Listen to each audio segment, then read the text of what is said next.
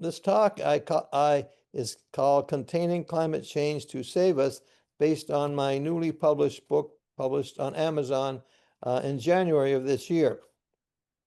And my 50-year perspective is that we need new technology, caring theology, enabling economics, all working together to save our ecology. Here's one of my favorite photographs, Earthrise on the moon, our beautiful blue planet, which raises the question, why save our Earth?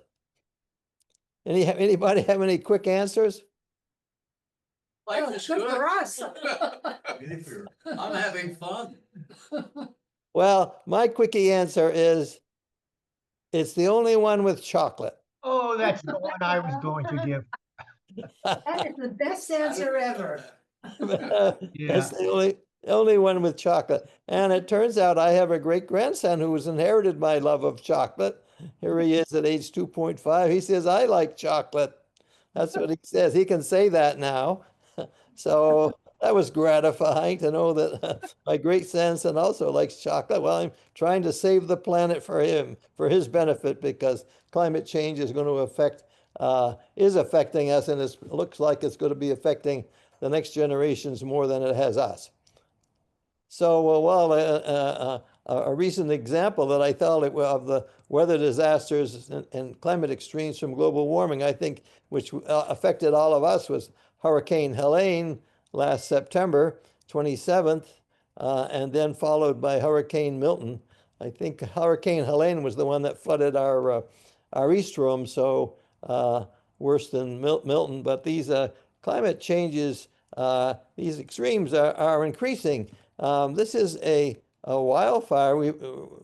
In the news, there was several weeks of wildfires in January of this year, wildfires approaching Los Angeles. I was personally involved in the sense that I had a grandson and his wife and young son who barely escaped having their home burned to the ground. He said, the brave firefighters saved my home, but unfortunately he had some close friends whose homes were burned to the ground, along with about 10,000 other people in Los Angeles. So that's a recent example of a weather extreme. But this same grandson, 20 years ago in August of 2005, when he was younger, fled with his family. He was among half the population of New Orleans that fled the city because of Hurricane Katrina's flooding. Another example of extreme weather. And here's a summary of Hurricane Katrina, which was our worst climate disaster, most expensive.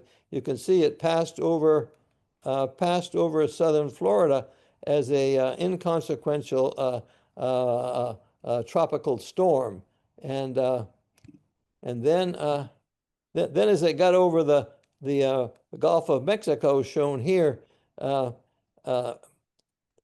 it absorbed the energy from the record high temperatures of the Gulf of Mexico. Basically, the thermal energy of the Gulf, of the water, gets transformed into the kinetic energy, the Category 5, 175 mile-an-hour winds of Hurricane Katrina, which smashed into New Orleans, causing half its population to flee, including my grandson and his family. And then, it's typical, as the hurricanes get over the land, that warm water is not there, and then they gradually peter out, as shown here.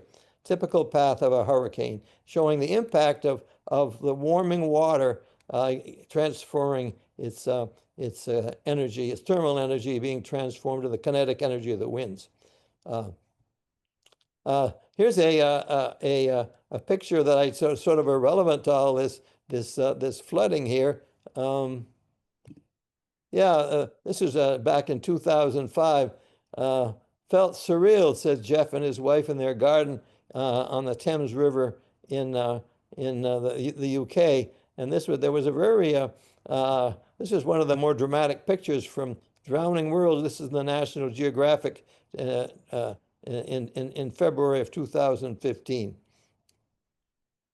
Some of us may have experienced similar things. And then more recently, just July 4th of this year in the news over the several weeks. Over 100 people drowned from flash floods near the Christian Camp Mystic in South Texas. And we're seeing more of these flash floods because basically at higher temperatures, the atmosphere holds more moisture. And then when it rains, there's more of it. I was concerned because, particularly in current family-wise, because I had just visited my daughter. Here's a picture of me visiting my daughter and my granddaughters in Austin, Texas. And they're maybe a few hundred miles north of Camp Mystic. They had that drastic flooding. I mean, I think the Guadalupe River rose like 20 feet in several hours due to torrential rains. And sadly, some girls who were sleeping in the camp next to the river drowned. Fortunately, there was no flooding deaths in Austin near where my daughter but anyway, this daughter is the youngest. My daughter Sylvia is the youngest of my 5 daughters. Here's a photograph of me on celebrating my 90th birthday with my 5 daughters. Since I have 5 daughters, I was particularly interested in this proof positive of global warming. You can see how it's affected women's bathing suits here over time. So anyway, a proof positive of global warming. Okay, and here's a plot of temperature over time. You can see since around 1970, we've had a dramatic increase in the temperature shown here, 0.18 degrees C per decade, and then more recently it's accelerated slightly. So the warming is accelerating, and we reached 1.45 degrees. This is average temperature back in 23, and then our last year, 2024, was the warmest year since we've been keeping climate records in the 1800s. The warming rate has recently increased, so we need to pay attention. And this is part of the trend of the increase in natural disasters, extreme weather events shown here. You can see the red is the increase in the extreme weather events since we can see since the 1990s particular, but then even more increase in the storms. And I explained to you how like hurricanes called tropical cyclones have been increasing, and they're energized by the increased temperatures. And then we also get more flooding due to the fact that water vapor holds more moisture at higher temperatures. Well, I got involved back in 1974. That's when all this got my attention, and it probably did yours too. 1974. You can see the increase in the number of events, the increase of temperature of weather extremes. 1974, when things were just barely starting to increase. But I wasn't aware of global warming at the time. And the thing that got my attention, but probably yours, many of you started 15 years ago while waiting in line to fill my gas tank during the 1974 oil shortage. And what really got my attention more was the fact that gasoline prices, which were increasing from 30 cents per gallon, which it had been before that, to over $1 in half a year to a year. And this impacted the cost of heating my house. I had an oil burner, which also warmed my hot water, and my bill went from hundreds of dollars over the heating season to over $1,000. So did some like me realize we had to toil against our oil dependence? And that's what I was aware of at the time. I didn't know anything about global warming at that time, but I realized that oil was a limited resource, and it looked like we were running out of oil at that time. Actually, what happened is that our United States oil production was dropping, and we had to import more oil from foreign sources, and they took the opportunity to jack up the price. So what did I do? Well, I knew that solar energy was free, and it was possible in those days to buy solar hot water heater panels, which I put on the roof of my home in Bedford, Mass. Of course, at that time, the solar photovoltaics for electricity were just too costly to be economically possible. These so hot water heaters paid for themselves in like 12 years or something like that, and after that it was free hot water. So pretty good deal. So that was what I did back in 1979. I was following President Carter's example. Remember, he also put solar hot water heating panels on the White House during that period, and he was concerned about our increasing import of foreign oil, and he wanted to cut back on that. So anyway, about the time I joined ASPEC in 07, I published this book, Beauty in Science and Spirit. And I had my first maybe environmental chapter, The Beauty of Nature versus its Utility. The Environmental Challenge was my chapter. And one of my reasons for joining ASPEC in 07 was to increase the readership for my book, which has just been published. So, and then it was in 09, I heard Dr. Jim Hansen, then director of the NASA Goddard Space Science Center and professor at Columbia, speaking at the New Hampshire State House on the 2nd of April 09. This made an impression on me, particular his statement here. We have to figure out how to live without fossil fuels someday, because they're a limited resource. Why not now before we've destroyed the creation? I really resonated with that quote. And then President Obama in 09, October of 09, this is a slide from my first ASPEC talk.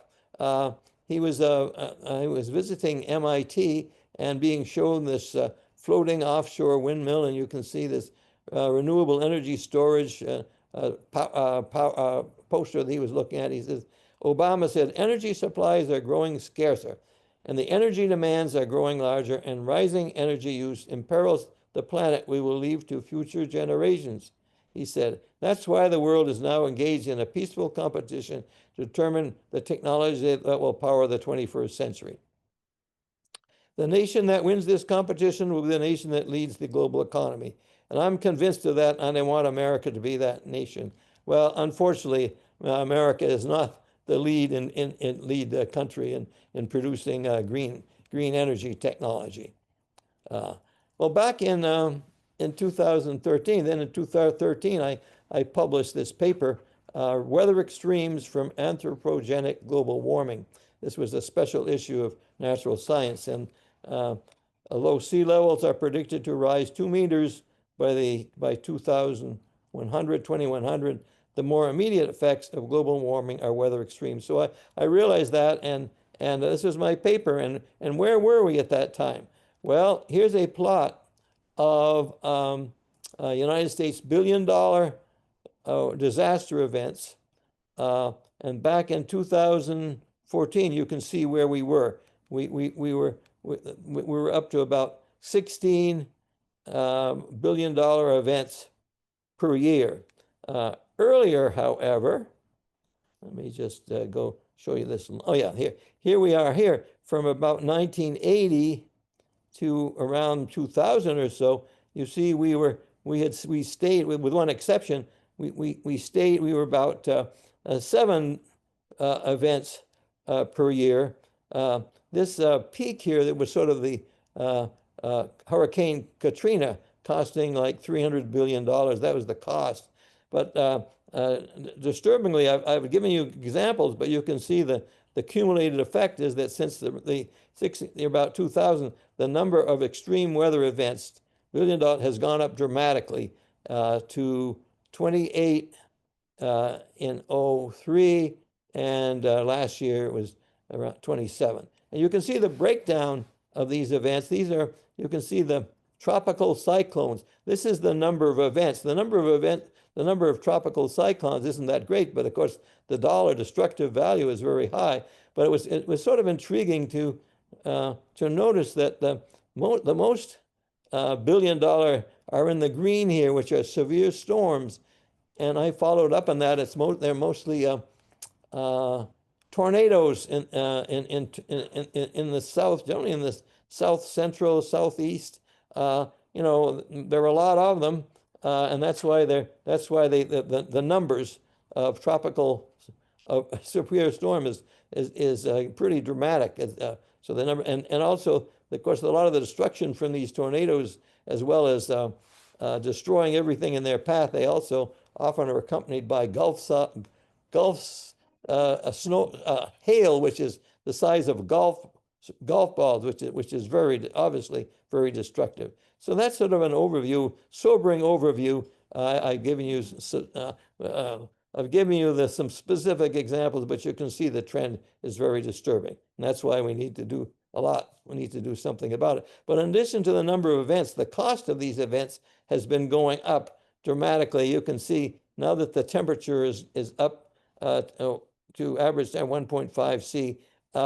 The cost of the billion-dollar events in say recently has been like $250 billion, and you see the trend is pretty disturbing.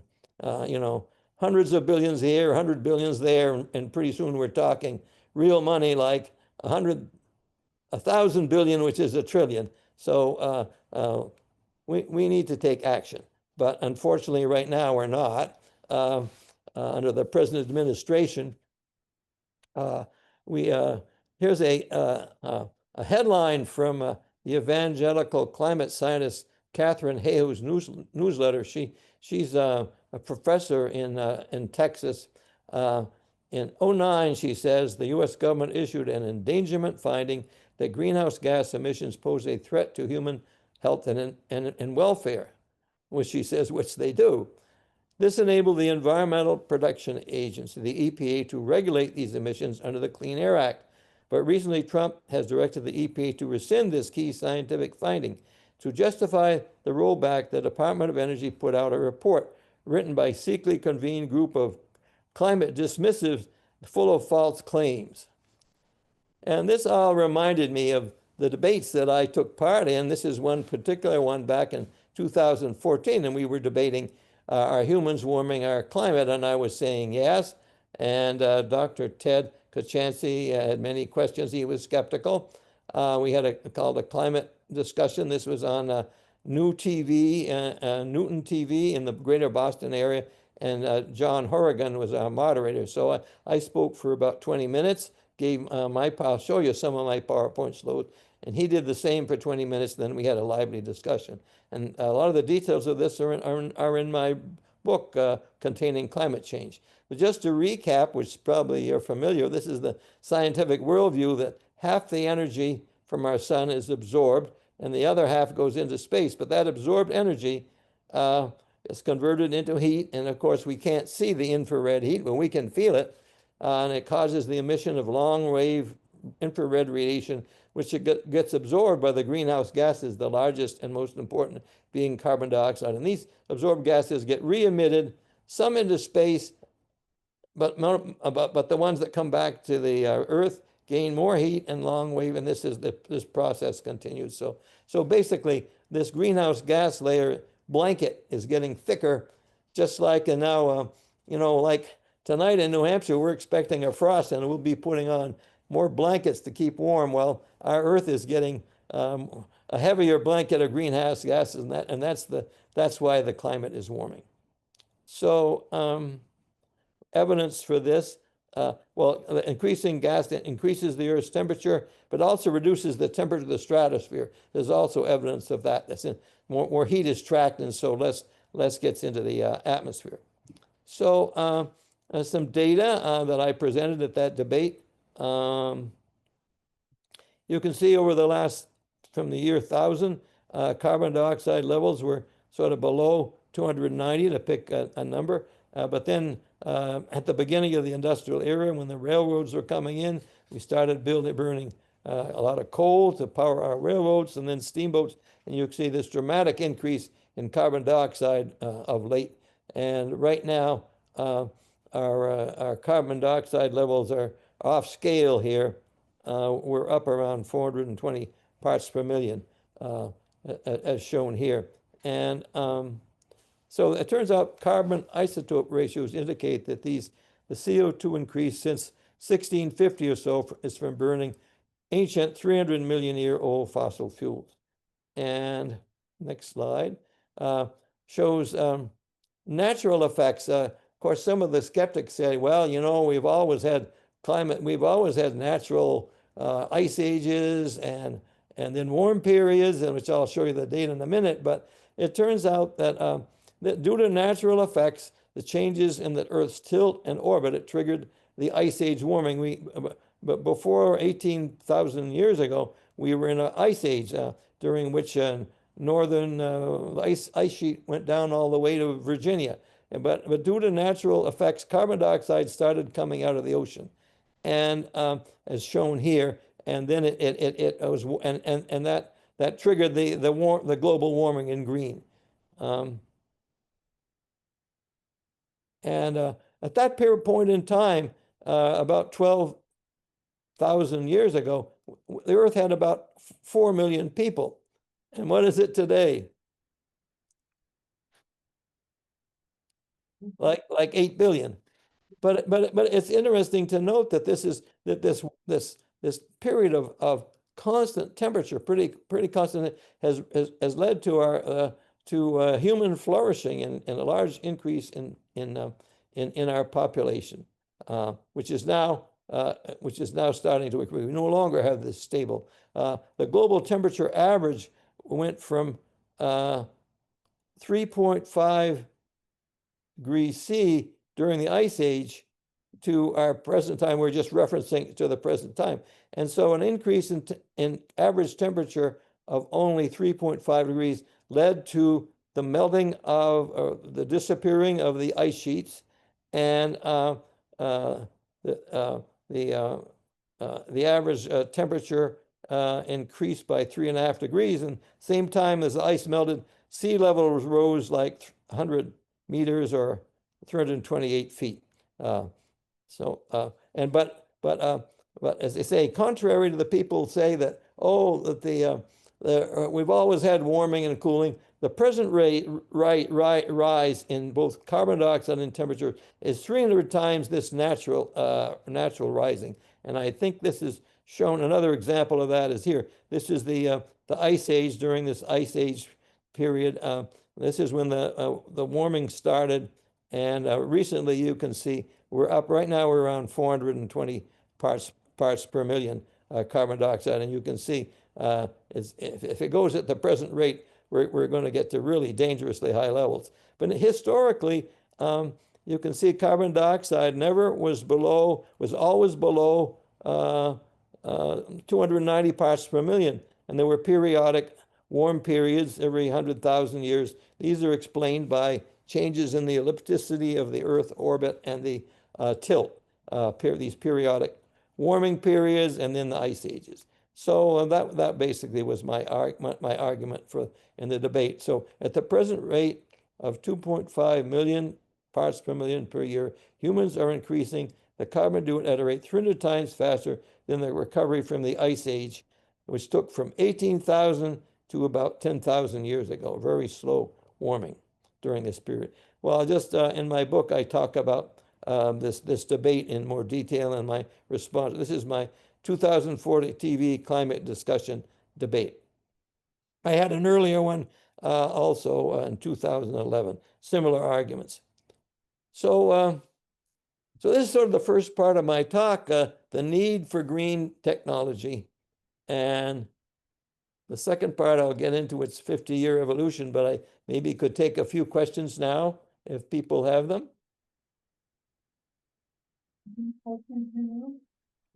Nobody No, I think you can go ahead, Paul. It's all been very clear. I have, Okay. I have a brief question, Paul. Yes. Those solar panels that you had on your home that you showed us a view graph, how long did those last? Well, they were still functioning in 2004 when I sold the house. So I can tell you they were functioning very well for, well, roughly 25 years when I sold the house. But I have a neighbor who still has them on his roof, and they're still there, and I presume they're still functioning. So that's like 50 years. You know, basically what they are is they're really very simple. It's really just a glass plate over a blackened copper Right. sheet, which has capillaries, or so that a antifreeze solution can run through the plate. So the antifreeze gets warmed by the antifreeze running through the copper plates, and then the antifreeze is piped down to a heat exchanger in a hot water tank in the cellar. So it would be, I think the thing that would limit there, that really very simple, would be maybe the degradation of the copper, the degradation of the copper channel, the channels in the copper. But as I say, at least my neighbor still has them up 50 years. So that's all I can say about the lifetime. Thank you. Okay, I'll go on now then if anyone else has questions. The 50-year evolution. Well, the first part was again I'm going to talk about the 50 year of green technology. Well, this cover article of the Economist in '08 got my attention. At that time, it envisioned solar photovoltaics, windmills, next generation nuclear fission and power plants, and battery powered electric cars, none of which were available or economical at that time. But we since then, but with the exception of nuclear, we've made significant progress since this visionary. You can see the nuclear reactors here, green energy sources, nuclear reactors, wind, solar panels, and then electric cars, battery-powered electric cars. So that was their vision, and none of them were really available at that time, and of course they are now. And so this chart shows particularly the dramatic increase in the cost of the solar panels. Back in '09, you see they were up here costing about 35 cents per kilowatt hour, but recently, as shown by this dramatic decrease, they're way down here, and now that and wind, the cost of wind power is also dramatically to the point where now wind and solar are now the cheapest ways of generating electricity, even a little bit cheaper than natural gas. And of course, natural gas is less expensive than coal, and that's one of the reasons and that's why that's why coal has been declining. It's mainly because gas is cheaper. It's also more convenient. You know, can you ever think of an example of why why the utility companies like natural gas more than coal? More reasons? It's easier. to do. Pardon? Pardon? It's much easier you can just ignite gas. Coal, you've got to make a big fire. And generate steam. That's right, and generate steam, and that steam is used to power a turbine. So it's much a coal plant burns coal to make steam, and the steam turns a turbine. In the case of natural gas, you just simply have a turbine which is powered by the natural gas. But there's another advantage which I learned the hard way. I have to confess that growing up in northern Vermont, my dad was burning coal, and my chore in those days was taking out the coal ashes. Yeah. Every few days there was a very heavy pot of coal that my chore during the winter was taking that outside to a pile out back. And that is another issue why utilities also have to dispose of the coal ashes, of which there are mountains, and it's somewhat radioactive and corrosive, and so that's another advantage of natural gas over coal, that there's no ash. But this the cheapest form of electricity. Paul, Yes. can you comment on why nuclear power cost is going up so much? Well, I think Larry Green, you want to answer that, Gene? Larry, you could probably answer that better. Yeah, construction costs in this country have gone way up for various reasons. I'm not going to comment about those. Licensing issues have come up that make it more expensive to license the plants. But there's some ongoing research That's the greatest impediment right now to nuclear research. It's economic rather than other causes. And there's a real effort to reduce the cost of the nuclear plants. We'll just have to see once they're licensed and online whether we succeeded in doing that. One approach, by the way, is called small modular reactors that can be well, another cost, as Larry mentioned, the cost of permitting, and each site has to be approved independently. And the strategy of the small modular reactors that you get the design approved by the Nuclear Regulatory Committee, and you mass produce them in a factory, and you truck them to the site, to the site where they're used. So that hopefully that approach will hopefully lower the cost of nuclear. But we do need these other green sort. Of course, the trouble with renewables is that they're intermittent.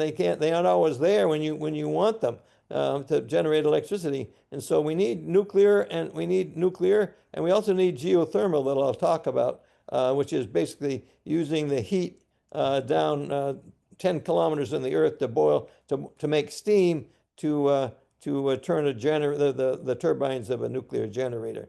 So low-cost solar panels and natural gas technology are helping. Geothermal is emerging. So I'll go on here. So this is a fast forward to May of this year. I took this photo of the 126 solar panels recently installed to provide green electricity for my 274-year-old Bedford Presbyterian Church here in New Hampshire. They'll pay for themselves in about 12 years, and then it's free electricity. And already, by the way, we're getting a substantial return right now.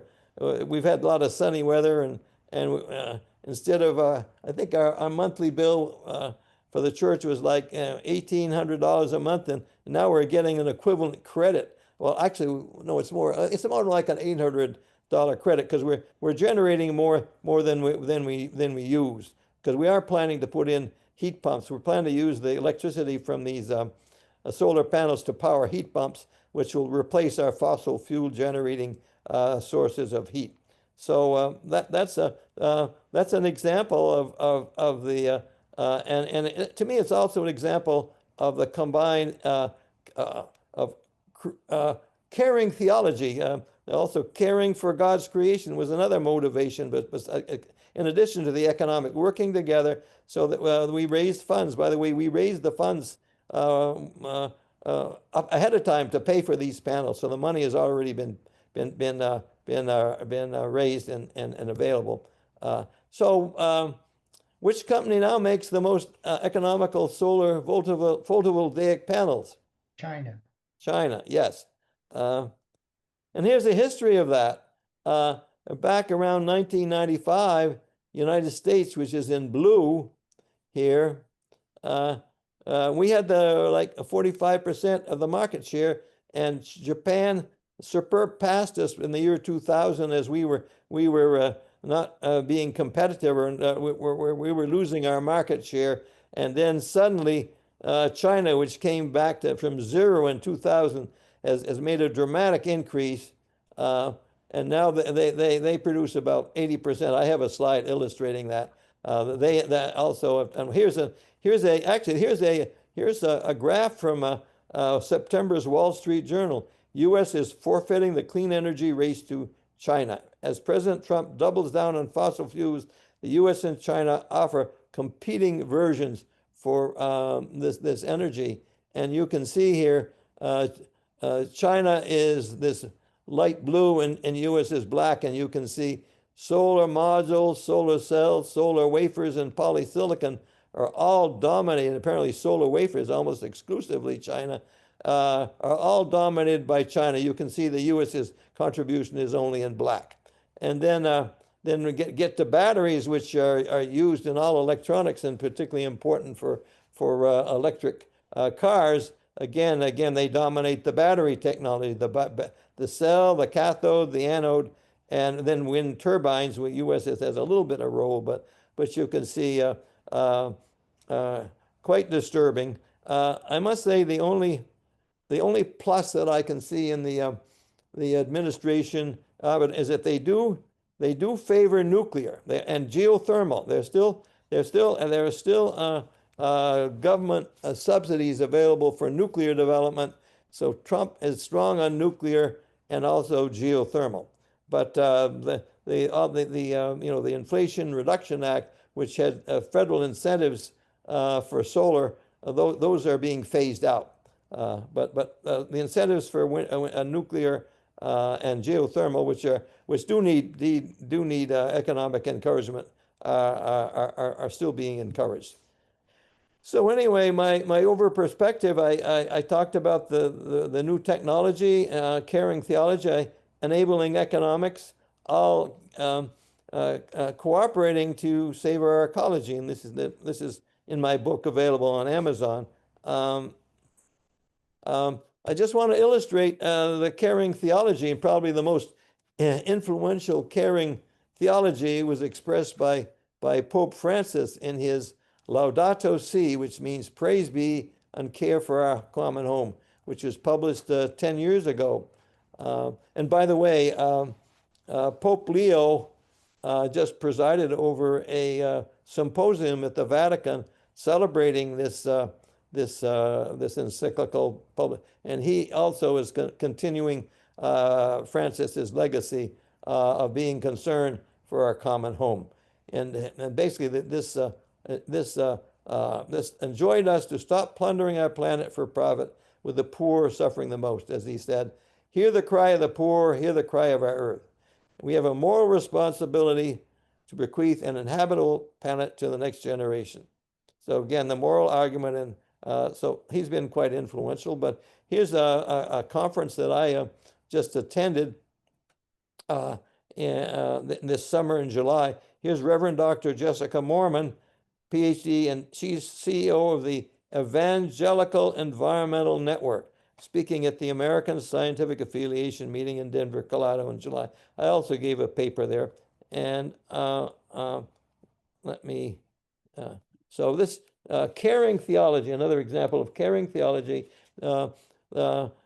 Many, I must say that not all evangelicals are on board with her, but it showed that she does have a national effort of evangelicals who are basically, she calls it biblically based climate action, being the hands and feet of Christ for a flourishing creation for now. Here's an example of my church, Jessica Merman, and others in the American side are advocating for green energy. So here's a chapter in my book, How to Reverse Global Warming Now.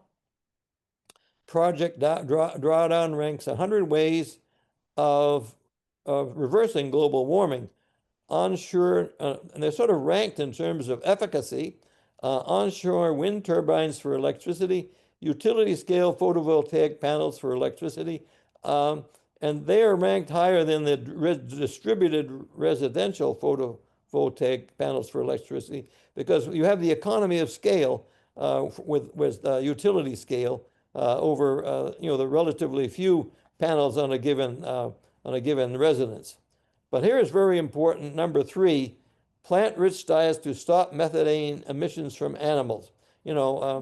Cows emit carbon dioxide or nitrous oxide and other greenhouse gases from both ends, from their manure and also from their digestive systems, of course, which can digest cellulose. And of course, reduced food waste is sort of obvious. But then non-carbon emitting electrical vehicles, high efficiency heat pumps, geothermal, these are other ranking, in nuclear fission and fusion to generate steam for electricity. So here's a diagram on a sustainability diagram, Adam and Eve's vegetarian diet, which we were encouraged to use. And here they are eating their apple, which got them in trouble, but nevertheless, it was a sustainable diet. That was that of hunter-gatherers that were sustainable. So we need to develop sustainable energy from heaven and not deplete limited fossil fuels from hell. Here's the devil impersonated by the snake. So anyway, the electric. Like he's fondling himself. No, he's being Modest. He's hiding. Thank you, Beverly. Sure. I got some comments on that one anyway. Anyway, electric vehicles, fun saving our planet. They are fun to drive. Zero to 60 in like seconds. And they're more efficient, about 2 to 3 times more efficient than internal combustion. And you can forget gas, as shown by this number plate here. That's great. Forget gas. By the way, can you figure out that this was an MIT slogan here? E You over would C never squared is, guess. if you figured out E over C squared is M, right? From the, E equals MC squared, but E over C squared is M. So this would be the M for MIT. And then the square root of -1 is conventionally I, right? And then for the perfect gas law, PV over NR is also the temperature that occurs in the natural gas. So this is an MIT a person driving this car. It wasn't me. I have a similar Bolt, by the way, which I've had since 2017. And they are fun to drive. As a matter of fact, when I first got it, Jenny was with me, and I stepped on it to show her just what it could do, just to impress her. And then a few days later, when it was her turn to drive, she stepped on it, and I was so amazed because she's such a careful driver who's always telling me to stop at stop signs and use my directional. That suddenly Jenny had become a hot rod when driving this our Chevy Bolt. So anyway, you might be interested in the comparable costs of in other countries. The Nissan Leaf is, at least when I got this information on the web, is that the Nissan Leaf has a starting price of $29,000, cheap, most affordable. But look, with the Chinese, they're selling this, the Chinese BYD. I think it could stand for buy something your dreams, or build your dreams. But I think the Chinese are selling this Seagull model in South America with a starting price of 20,000, and Europe's most affordable EVs have also a starting price of 20,000. So it looks like maybe we're missing out. Other countries are getting cheaper electric vehicles than we are. But of course, if you're interested in more affordable, as you know, the value of a new car goes down by 50% after, I think it's 3 years. And here's an affordable Hyundai electric they claim the battery range is 258 miles and with a cost of 16,000 with a mileage of 50,000. By the way, the electric motor is much simpler, about 1/10 the number of moving parts than a internal convention, and they should last a lot longer. There's a Nissan Leaf with quite a bit of mileage, but with a shorter range is only about 6,000. But so anyway, I just what did I want to? Well, just some of the chapters in my book. One of them under this topic of technology, ethology, economics, ethics, and ecology. Economic trumps ecology, can ethics? That was where the Pope's encyclical came in. Some other, but I have well, I want to emphasize this: climate change impact of our last year's coverage, and I have a whole chapter going into a lot more detail, which you probably don't need because we've all experienced it. But anyway. But in summary, green technology, a 50-year evolution from the solar hot water heating panels on my home in Bedford, Mass, about 50 years ago, to this year, solar panels on my Bedford Presbyterian Church. So that significant evolutionary process, but mainly due to China, China's manufacturing expertise. So this is my concluding sort of summary slide, starting with we need new technology, which is China leads, but but we're working on, particularly with regard to small modular reactors in our country. And we're also working on geothermal, the geothermal, and then these are. Oh, another new possibility which Larry Green is familiar with is nuclear fission. Nuclear fission. The high temperatures needed to No, fuse. fusion. Fusion, excuse me. Fusion, the high temperatures needed for fusion are advances in superconducting magnets have made the size of these magnetic they call donuts, or they call to contain the hydrogen plasma or the deuterium plasma.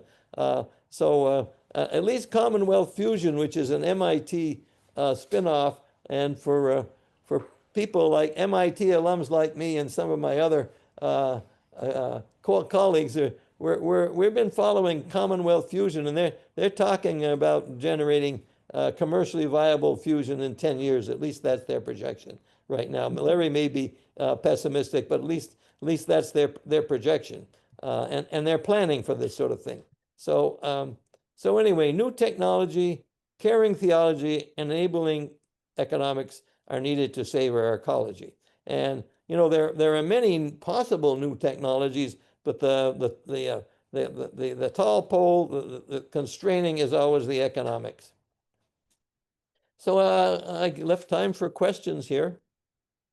Just a quick statement. MIT's bulletin this morning stated that we're getting more energy from alternative sources than fossil right now. That's true. That's true.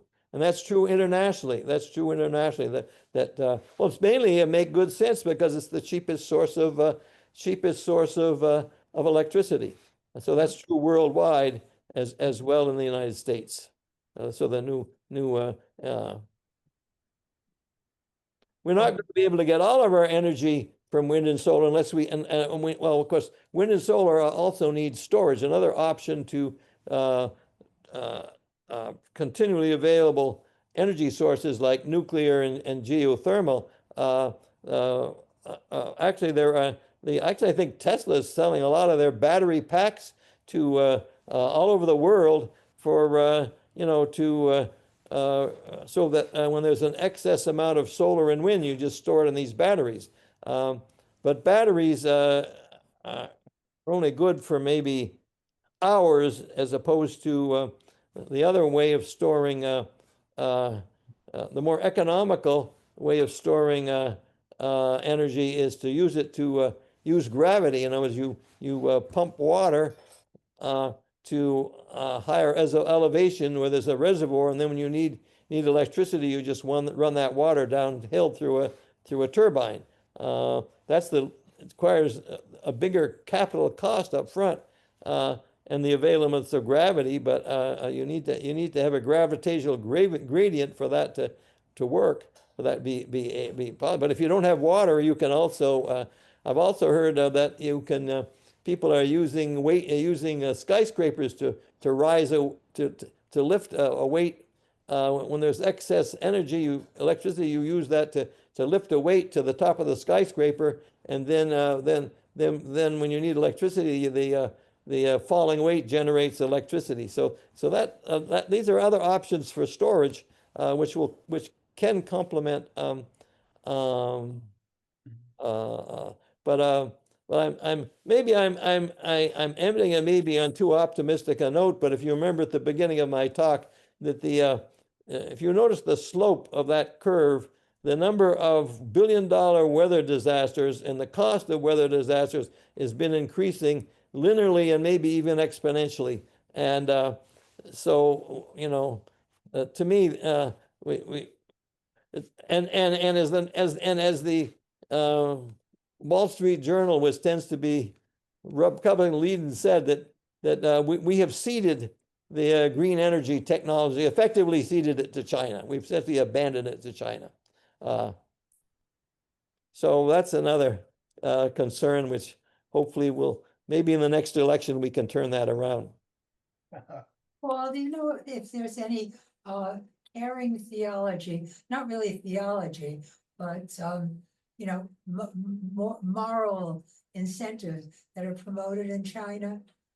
Or is it all No, just? I don't think so. I don't think so. I must say, it probably, I don't think it's, but I believe that, I believe that it did influence. You remember when Biden was president, he encouraged in it, getting that Inflation Reduction Act through Congress was very, he had only slight majority, and I think he was highly motivated to do that. And I have the feeling the fact that he's Roman Catholic, and his Pope Francis was a big advocate, I think was part of his motivation was from the Pope. So that's an example of carrying theology. But in the case of China, I think they believe in economics. Totally It's pretty straightforward. I think it's more for the Chinese. It's basically, and I've heard reports that the decision makers in China are largely engineers and engineers and economists. And of course, another motivation that China has for green energy is that they have to import fossil fuels. Where they have to import oil and natural gas, because right now the United States is a fossil fuel exporter. But China, on the other hand, has to import natural gas and oil. So that's another motivation for China to develop their own green energy, and that means that they won't have to import fossil fuels. Beverly, I had a question. Go ahead. Yeah, Paul, I was wondering if you would comment on technologies that are being developed or to capture the greenhouse gases that are already out there. Like, for example, this year the Nobel Prize for Chemistry was just announced, and that has the MOF, the Metal Organic Frameworks for capturing methane, carbon dioxide, and so forth. So what are your thoughts on the economics of that? Is that going to make a dent or not? Yes, well, of course, one of the advantages of clean air capture, they call it, or carbon capture, that it's immediate. You're immediately pulling the carbon dioxide out of the atmosphere. And there are also attempts to pull it out of the ocean. The ocean absorbs most of our carbon dioxide, and there are also attempts to remove the carbon dioxide from the ocean. Actually, I know there's one airline that support you. Have you probably seen these banks of fans? They call it clean air capture, and you saw these fan bank, and they blow the atmospheric air, which include over a carbon dioxide absorbing chemical, which probably eventually turns it into calcium carbonate.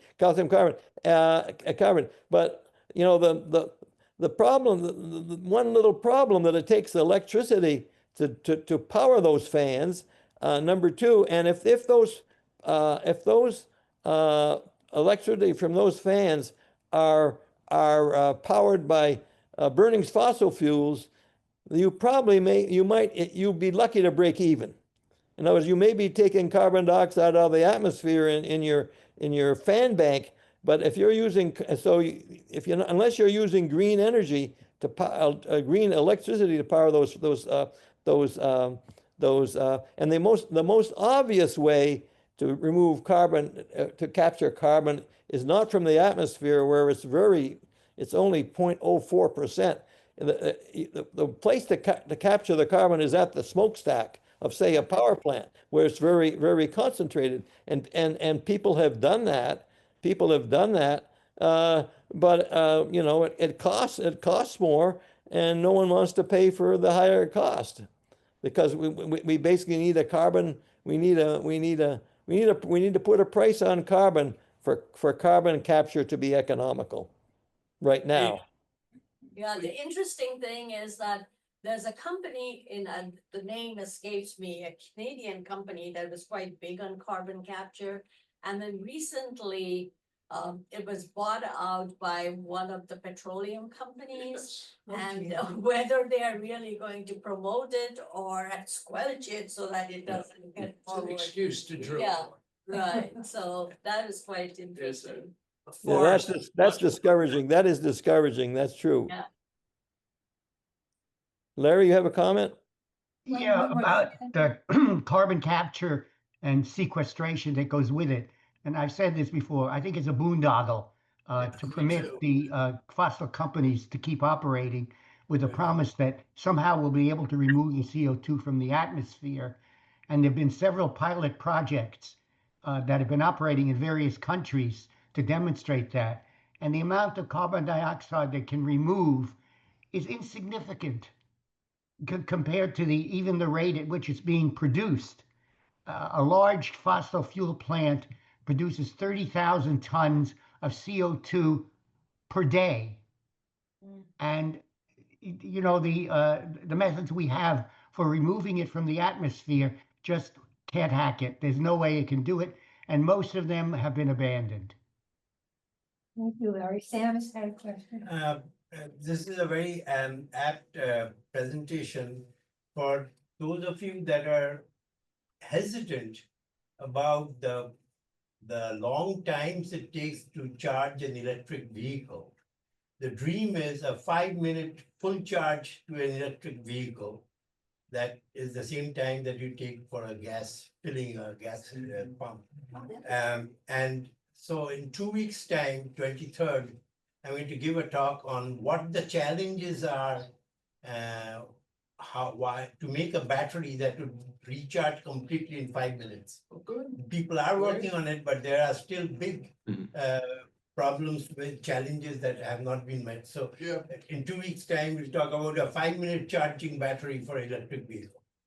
Great. good. Thank you, Sam. Terrific. Actually, I did see a headline that the Japanese, I mean, the Chinese claim that they have done it, at least on a small scale. That, it was, I think it was one of my IEEE publications or something.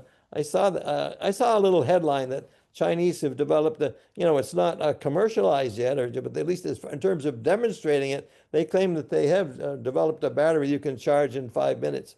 Of course, there's another, of course, using present technology, there's another option where the idea of removable battery packs that basically, you exchange the discharged battery pack on your vehicle for a charged battery pack. They did that in Israel about 20 years, or right, probably 10 years ago. Yeah, people have talked about that, but they haven't done it. It hasn't been actualized Yeah, they because did. They did do it. A guy in Israel developed a company that did that. oh, that's right. That's right. Yeah, I guess that's right. Yeah. But I don't think it's caught on, at least not in the United States, unfortunately. Yeah. Yes. Okay, well, thank you very much I'm sorry for this other question. Why can we not have windmills in the ocean? We have a lot of wind. My country that I am from, Belgium, every year when I go there, every summer, I see more and more windmills. Yeah. I see it on land. Doesn't bother, it gives us 10%. That gives in Belgium, it's 10% of their energy. I know our president doesn't like the look, right? That's what he said when he came and Well, as long as it's not his golf course. Prettier than power plants. what would be wrong to have them in the ocean? Right? Yeah. I don't know if you Thank heard you. my question. Well, thank you very much, Paul. Yeah. It was terrific. And good luck with the new book. Gives you, I have a lot more detail in my book, which I recommend. You can get it on Amazon. Yeah, I'm sure it's great. Anyway, thank you very much. And just for the people here, I'm going to send out a notice, our science day meeting.